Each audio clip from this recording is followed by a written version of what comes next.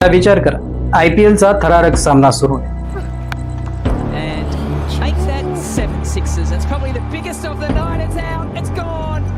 Eden gardens खचाखच भरलेलं stadium, Lucknow super जायंट्सची अवस्था अत्यंत वाईट. विजयाची शक्यता फक्त 5% उरलेली आहे. अशा वेळी एक 21 वर्षाचा तरुण मैदानात उतरतो आणि अवघ्या 27 चेंडूत 54 धावाची वादळी खेळी करून अशक्यप्राय विजय खिशात टाकतो. तोही 2 चौकार आणि तब्बल 7 उत्तुंग षटकार मारून. मित्रांनो, रातोरात या तरुणाचं नाव संपूर्ण भारतात गाजू लागलं. पण हा मुकुल चौधरी आहे तरी कोण?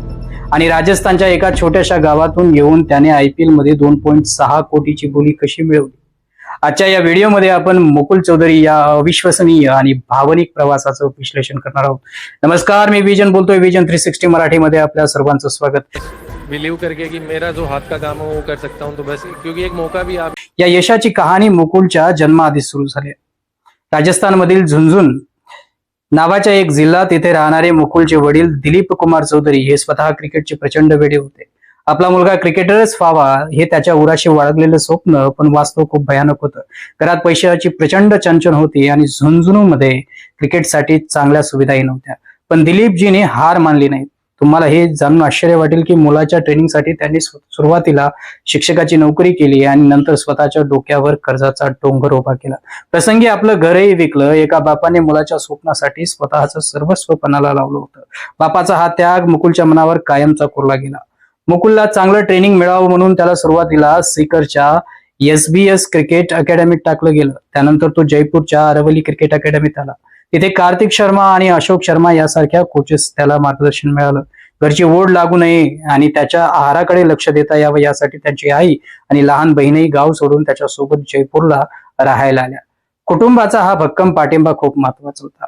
पण मित्रांनो, या कथेत एक खूप मोठा ट्विस्ट आहे. तुम्हाला वाटत असेल की मुकुल सुरुवातीपासूनच एक धडाकेबाज विकेट किपर बॅट्समन होता, पण नाही. सुरुवातीला तो एक फास्ट बॉलर म्हणजेच मध्यम गती गोलंदाज होता. एका स्थानिक सामन्यात त्याच्या संघाचा मुख्य क्रिकेट किपर आला नाही, तेव्हा मुकुलने नाईलाजाने ती जबाबदारी घेतली आणि तिथून सगळंच बदललं. त्याने महेंद्रसिंग धोनीला आपला आदर्श मानलं आणि विकेटच्या मागे व पुढे दोन्हीकडे धोनीसारखाच सप्लाईने त्यांनी स्वतःमध्ये मिळवली.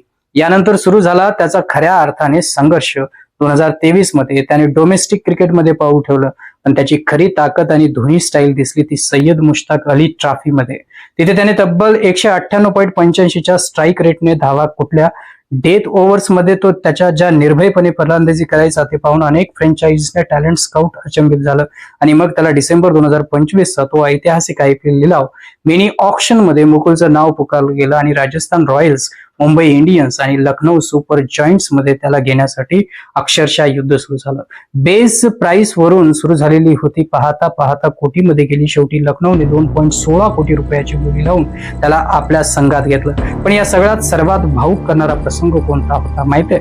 लिलावानंतर जेव्हा एका मुलाखतीत मुकुलला विचारलं गेलं की तो या पैशाचा सर्वात आधी काय करतो, तेव्हा त्या 21 वर्षाच्या मुलाने अतिशय शांतपणे उत्तर दिलं, मी सर्वात आधी माझ्या पप्पांच्या डोक्यावरचं कर्ज उतरवणार. त्यांनी मला इथवर पोहोचवण्यासाठी घर विकलं होतं, कर्ज काढलं होतं. हे शब्द ऐकून कुणाच्याही डोळ्यात पाणी येईल. आणि मित्रांनो, याच कृतज्ञतेच्या आणि जिद्दीच्या बळावर तो इडन गार्डनच्या मैदानावर KKR विरुद्ध उभा केला होता. समोर जगातील सर्वोत्तम गोलंदाज होते. दडपण प्रचंड होता, पण मुकुलच्या मनात कुठलीही भीती नव्हती. त्याने मारलेले ते 7 षटकार म्हणजे फक्त बॅटची ताकद नव्हती, तर ती होती वर्षानुवर्ष केलेल्या संघर्षाची ताकद. तर मित्रांनो, ही होती मुकुल चौधरीची प्रेरणादायी कहाणी. एक तरुणाने ज्याने भारतीय क्रिकेटमध्ये नवा फिनिशर म्हणून आपली ओळख निर्माण केली आहे. त्याची कहाणी आपल्याला शिकवते की जर तुमच्याकडे टॅलेंट असेल, मेहनत करण्याची तयारी असेल आणि कुटुंबाचा भक्कम पाठिंबा जर असेल, तर तुम्ही शून्यातूनही विश्व तयार करू शकता.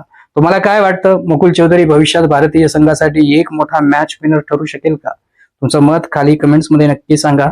जर तुम्हाला हा व्हिडिओ आवडला असेल आणि ही माहिती महत्वपूर्ण वाटली असेल तर या व्हिडिओला लाईक करा आणि आपल्या चॅनलला सबस्क्राईब करायला विसरू नका. जय हिंद.